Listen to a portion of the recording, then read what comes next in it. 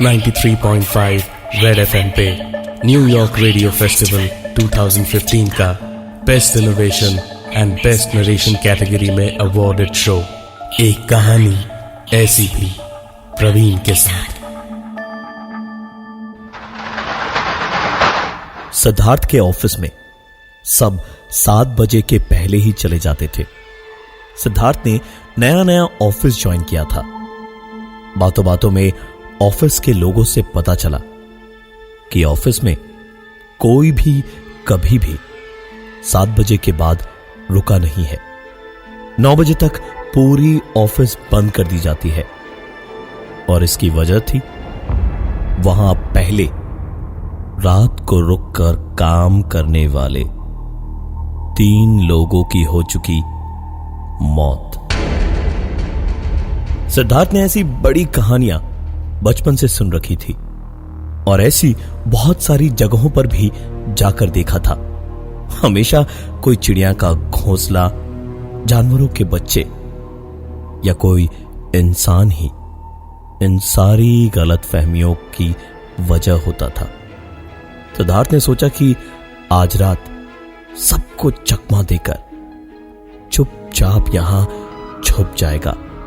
Security भी shutter बंद करके बाहर ही होता है, तो कोई पकड़े जाने का सीन ही नहीं था। शाम हुई तो अपने टाइम पे ही सिद्धार्थ बाहर निकल के चला गया और कुछ 10 मिनट के बाद ही लौट के आया और ऑफिस की पीछे वाली सीढ़ियों पर जाकर छुप गया। जब उसने शटर बंद होने की आवाज को सुना तो चुपचाप पीछे से अंदर गया। थोड़ा बहुत खाने पीने का सामान लेकर ही अंदर आया था, तो कोई परेशानी नहीं होनी थी। रात भर एक एक करके सारी लाइट्स के स्विचेस बाहर से ऑफ होने की आवाज आई और पूरे ऑफिस में सिर्फ बाहर से आती हल्की हल्की रोशनी ही थी। काफी देर तक इधर उधर घूमने टहलने के बावजूद भी कोई फायदा नहीं हुआ, ना कोई दिखाई दिया। करीबन 12:30 बजे थे रात के, जब सिद्धार्थ एक कोने में बैठा हुआ था।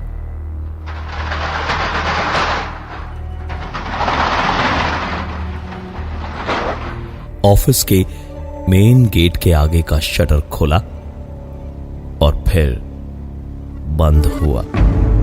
जरूर कोई अंदर आया होगा। कोई है जिसकी वजह से इस जगह पर भूत प्रेतों की कहानियां फैलाई गई हैं। और यही सोचकर सिद्धार्थ दबे पांव मेन गेट तक गया। मेन गेट कुछ नहीं, बस एक कांच का दरवाजा था जिसमें नीचे इंटरलॉक लगा था। वहां जाकर देखा तो मेन गेट और शटर दोनों बंद पड़े थे। वो मेन गेट पे खड़े होके शटर को देख ही रहा था कि एक आवाज उसको ठीक अपने पास प्रिंटर की सुनाई दी। प्रिंटर के चलने की आवाज तो हुई, लेकिन पलट कर देखा तो प्रिंटर ऑफ किया हुआ जैसे का तैसे रखा था। कुछ देर वहीं खड़े रह के सिद्धार्थ देखता रहा। अगल बगल उसे कोई दिखाई नहीं दिया, तो वापस अंदर की ओर जाने को मुड़ा और 2 कदम ही चला था जब महसूस हुआ कि उसकी शर्ट पीछे से किसी चीज में फंसी है और खींचकर फटी। सिद्धार्थ वहीं ठिठक के रुक गया। पलट के शर्ट देखी तो थोड़ा थोड़ा समझ में आने लगा कि इस ऑफिस में क्यों कोई नहीं रुकता, क्योंकि शर्ट पे जरा सा भी फटे होने का निशान नहीं था। सिद्धार्थ सीधे सामने बने कॉन्फ्रेंस रूम में जाकर चुपचाप बैठ गया, जहां से पूरा ऑफिस साफ साफ दिखाई देता था। कुछ देर वहीं बैठे बैठे समय बीत गया। पूरे ऑफिस को बाहर से आती हल्की रोशनी में वो देखता रहा। बाहर की खामोशी भी बादलों के गरजने और एकदम अचानक ही बहुत तेज होती बरसात ने तोड़ी। अंदर काफी गर्मी थी। बाहर का मौसम बरसात से ठंडा हो चुका था। हल्की हल्की कांच पर उंगली घिसने जैसी आवाज हुई और पलट के सिद्धार्थ ने खिड़की पर देखा तो छठे माले पर उसकी ऑफिस की खिड़की पे अंदर जमी भाप पर किसी ने लिखा था, हाय। सिद्धार्थ कुर्सी से गिर पड़ा। उठकर इधर उधर चेयर टेबल से लड़ता फिरता सीधा मेन दरवाजे तक गया और उस पे लगे कांच को जोर जोर से मारने लगा और चिल्ला चिल्लाकर सिक्योरिटी को बुलाने लगा। और उसकी आवाज शायद बाहर सिक्योरिटी ने सुन ली। ऑफिस के बाहर का शटर धीमे धीमे खुला और सिद्धार्थ भी चिल्लाता रहा, माधव सिंह, दरवाजा खोलो यहां का, मैं हूं सिद्धार्थ। माधव सिंह, मैं यहां फंस गया हूं, अंदर निकालो मुझे, माधव सिंह। 2 मिनट तक सिद्धार्थ यूं ही चिल्लाता रहा, लेकिन न माधव सिंह आया न ही कोई और। सिद्धार्थ ने पास रखी चेयर उठाई और खींच कर दे मारी उस कांच के दरवाजे पर। पूरा दरवाजा छनछनाता हुआ फर्श पे टुकड़े टुकड़े होकर बिखर गया और सिद्धार्थ वहां से बाहर शटर की ओर भागा, लेकिन उसकी आंखों के सामने बिना किसी के छुए या पकड़े शटर अपने आप बंद हो गई। सिद्धार्थ के हाथ पैर ठंडे पड़ चुके थे, लेकिन पूरा बदन पसीने से तरबतर था। सिद्धार्थ को इस वक्त अंधेरा भी किसी आत्मा से कम डरावना नहीं लग रहा था। सिद्धार्थ ने उठकर शटर के पास वाले स्विच बोर्ड की सारी स्विचेस ऑन कर दी और पूरा ऑफिस एक बार फिर रोशनी से जगमगा रहा था। सिद्धार्थ ने सोचा कि बाहर बिल्डिंग वाले लैंडलाइन पे फोन करके सिक्योरिटी को बोलेगा उसे निकालने के लिए, लेकिन बैटरी खत्म होने से उसका मोबाइल फोन ऑफ पड़ा था। दौड़कर अंदर लैंडलाइन से फोन करने गया तो लैंडलाइन भी डेड था। सिद्धार्थ अब सचमुच काफी बड़ी मुसीबत में था। वो सीधा अंदर ऑफिस के आखिरी कोने की ओर बढ़ा और एक एक कोने को ध्यान से देखते हुए खिड़की तक गया। थोड़ी सी एक राहत की उसे सांस मिली थी। सिद्धार्थ ने वापस शटर की ओर जाकर एक बार शटर को खटखटाने की सोची और बस 2 कदम बढ़ाए ही थे कि उसके खिड़की के पास वाले बल्ब को पार करते ही वो बल्ब फट गया। सिद्धार्थ कदम बढ़ाता गया और एक के बाद एक शटर तक पहुंचते पहुंचते ऑफिस के सारे बल्ब्स फट चुके थे। सिद्धार्थ शटर के पास खड़े होकर पीछे खिड़की की ओर पलटा तो देखा खिड़की पर जमी भाप पर लिखा था, लेट सिद्धार्थ द्विवेदी। सिद्धार्थ को हर हाल में ऑफिस से निकलने की कोशिश तो करते ही रहना था और एकदम सही वक्त पे आखिरकार उसको एक तरकीब आ भी गई। खिड़की के छज्जे पे अगर पहुंच जाए तो दूसरे छज्जे पर पहुंचकर नीचे जाने की सीढ़ी तक पहुंच बच ही जाएगा। सिद्धार्थ इधर उधर देखते हुए सीढ़ियों तक गया, खिड़की खोली और खिड़की का हैंडल पकड़े पकड़े ही छज्जे पर उतरा और सिद्धार्थ के छज्जे पर पैर रखते ही किस्मत से सिद्धार्थ ने वो खिड़की का हुक पकड़ रखा था, जिसकी वजह से वो नीचे गिरकर मरने से बच गया। हिम्मत और ताकत दोनों किसी तरह वापस इकट्ठी करके सिद्धार्थ खुद को खींचकर अंदर हांफता हुआ गिरा और वापस अंदर ऑफिस में छिले हुए हाथ धोने बाथरूम की ओर जा ही रहा था, जब उसकी नजर सीलिंग पर बने फायर अलार्म पे पड़ी। तुरंत ही दिमाग ने एक उम्मीद की किरण वापस जगा दी। जेब से लाइटर निकाला, एक कागज को मोड़ा और कुर्सी खींचकर उस पे चढ़ के अलार्म के ठीक 1 इंच दूर लाइटर जलाया और कागज को जला डाला। खुशी के मारे हंसी निकल गई सिद्धार्थ के मुंह से कि अब तो कोई ना कोई जरूर आ ही जाएगा जब फायर अलार्म बजेगा। लेकिन कुछ नहीं हुआ। कागज जलकर राख हो गया, लेकिन न तो फायर अलार्म बजा और न ही वहां कोई आया। सिद्धार्थ की यह आखिरी उम्मीद थी मदद बुलाने की, लेकिन इस हार से उसे दुख नहीं, गुस्सा ज्यादा आया।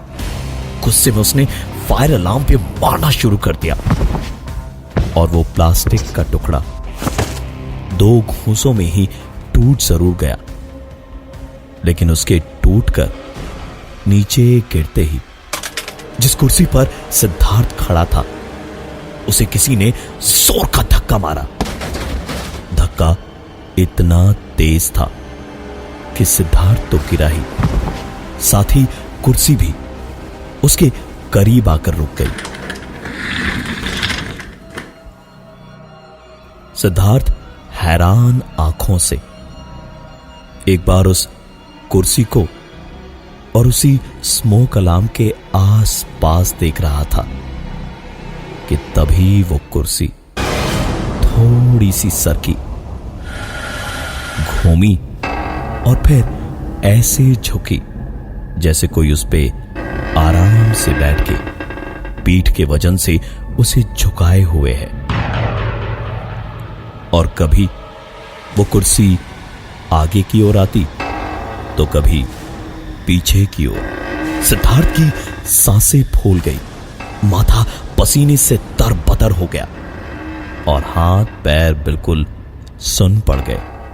कुर्सी का हिलना जैसे ही रुका, सिद्धार्थ धीमे से उठकर बैठने को हुआ और फिर सिद्धार्थ खड़ा हुआ ही था कि वो कुर्सी उस पर किसी ने फेंकी।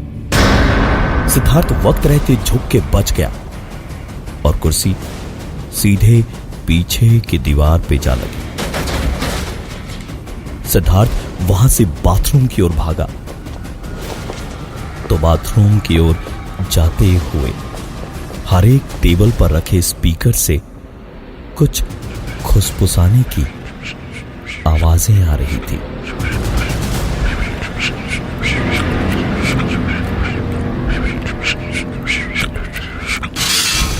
सिद्धार्थ इस बार रुका नहीं, सीधा भागता ही रहा और बाथरूम में घुसते ही दरवाजे को बंद कर दिया और वहीं जमीन पर बैठकर हांफने लगा। बाहर जैसे अब एक एक स्पीकर से नहीं बल्कि हर एक स्पीकर से आवाजें आ रही थी, लेकिन इस वक्त उस खाली ऑफिस के खाली बाथरूम में सिर्फ सिद्धार्थ की धड़कनें और सांसें ही गूंज रही थी। अपने आप पे काबू पाकर आखिरकार सिद्धार्थ ने दरवाजे पर कान लगा के बाहर की आवाजें सुनने की कोशिश की, तो लगा जैसे आवाजें तेज से धीमी होती गई और फिर बंद हो गई। सिद्धार्थ ने सोच लिया था कुछ ही घंटे बचे हैं तो अब बाथरूम में ही बंद रहेगा, बाहर नहीं निकलेगा। लेकिन उसके दिल की बात शायद किसी और को पसंद नहीं आई, क्योंकि जिस वक्त वो कान लगाए आवाजें बंद होने के बावजूद बाहर की चीजों को सुनने की कोशिश कर रहा था, उसी वक्त ठीक उसके पीछे बाथरूम के अंदर उसके कानों में किसी ने कहा, क्या हुआ, कुछ सुनना चाहते हो? सिद्धार्थ एक झटके से पीछे पलटा तो उसकी आंखों के सामने फ्लश का बटन दबा और फ्लश चला। सिद्धार्थ के लिए अब बाथरूम भी महफूज नहीं था। बाथरूम का दरवाजा खोलकर सिद्धार्थ वहां से बाहर भागा और 4 कदम दौड़कर ही ठिठक के रुक गया। उसके सामने पूरे ऑफिस की हर एक डेस्क पर कोई न कोई बैठा हुआ काम कर रहा था। कोई गाना सुनते हुए काम कर रहा था तो कोई कुछ प्रिंट दे रहा था, कोई इधर से उधर आ जा रहा था। एक आदमी एक के बाद एक बल्ब्स लगा रहा था और कॉन्फ्रेंस रूम में एक आदमी कॉफी की चुस्कियां लेता हुआ खिड़की पर उंगली चलाकर कुछ लिखे जा रहा था। और जैसे सिद्धार्थ वहां पर था, ये सबको एक साथ दिखाई दिया। अचानक ही सब के सब रुक गए और घूम के सिद्धार्थ को घूरने लगे। इनमें से किसी को भी सिद्धार्थ ने कभी नहीं देखा था। सिद्धार्थ वहां से उल्टे पांव मेन गेट की ओर कदम धीरे धीरे बढ़ाने लगा तो कॉन्फ्रेंस रूम में खड़ा वो आदमी कॉफी का मग फेंक कर दंदनाता हुआ बाहर आया और सिद्धार्थ पर चिल्लाने लगा, कौन हो तुम? अंदर कैसे आए? हाँ, ये मेरा ऑफिस है, मेरा। Get out! Get out!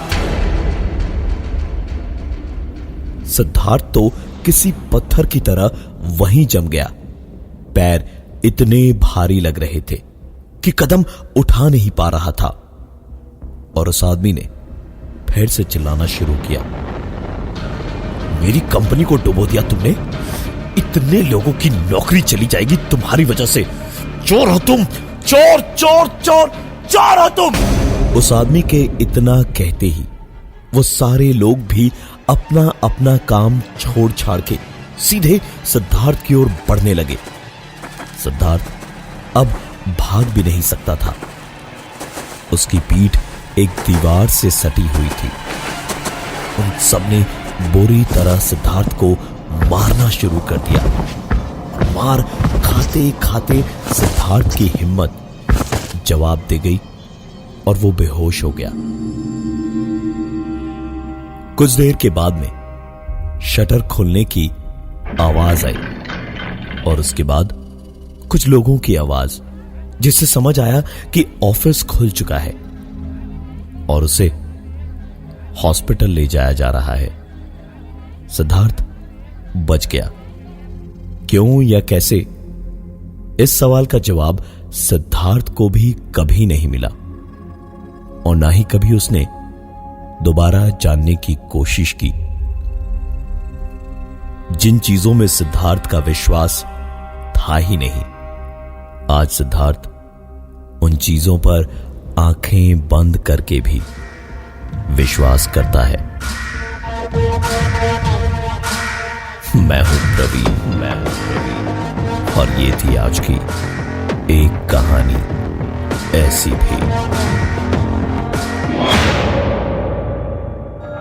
93.5 red FM पे न्यूयॉर्क रेडियो फेस्टिवल 2015 का best innovation and best narration category में अवॉर्डेड शो एक कहानी ऐसी भी प्रवीण के साथ।